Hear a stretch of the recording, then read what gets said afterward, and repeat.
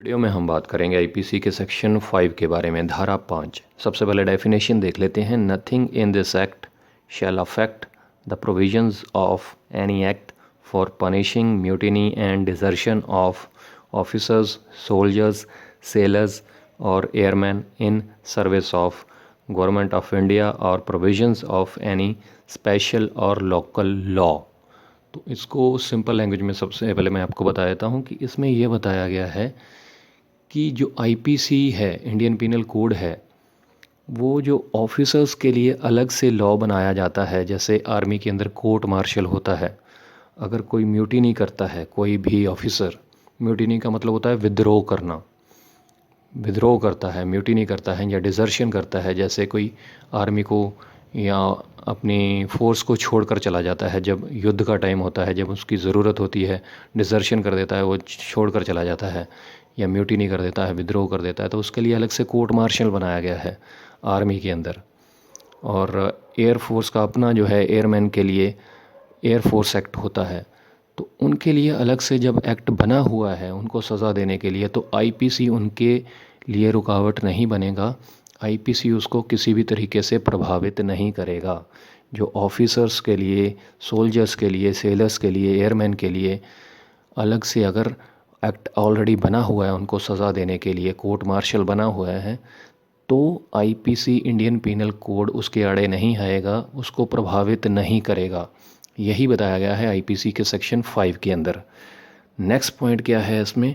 Next point ये है कि कुछ जगह पे स्पेशल लॉ या फिर लोकल लॉ होते हैं, तो उनके लिए भी रुकावट नहीं करेगा।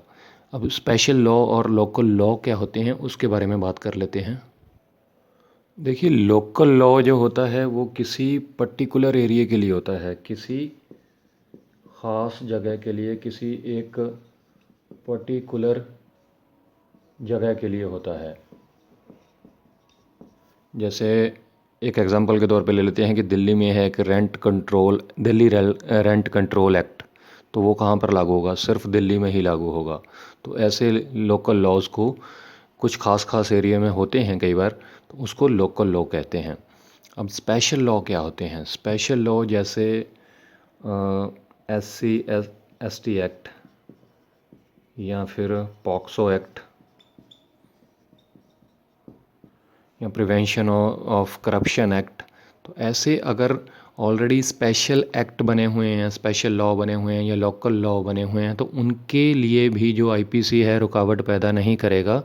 फिर वहाँ पर ये लोकल लॉ ही जो है प्रभावित होगा, लोकल लॉ ही लागू होगा किसी को सज़ा देने के लिए, और स्पेशल लॉ ही लागू होगा क्योंकि ऑलरेडी बने हुए हैं। तो यही बताया गया आईपीसी के सेक्शन 5 के अंदर कि अगर ऑफिसर्स के लिए, सोल्जर्स के लिए कोई स्पेशल लॉ, मतलब उनके लिए अलग से एक्ट बना हुआ है, तो वहाँ पर भी आईपीसी प्रभावित नहीं होगा। और कहीं किसी इलाके में लोकल लॉ है या फिर कहीं स्पेशल लॉ है, स्पेशल लॉ पूरे इंडिया में ही लागू होता है लेकिन किसी खास सब्जेक्ट के लिए लागू होता है, और लोकल लॉ किसी एक पर्टिकुलर एरिया में लागू होता है, तो वहाँ पर भी फिर आईपीसी प्रभावित नहीं होगा क्योंकि ऑलरेडी जो है लॉ वहाँ पर ऑलरेडी बना हुआ है। तो ये जानकारी है आईपीसी सेक्शन 5 के बारे में।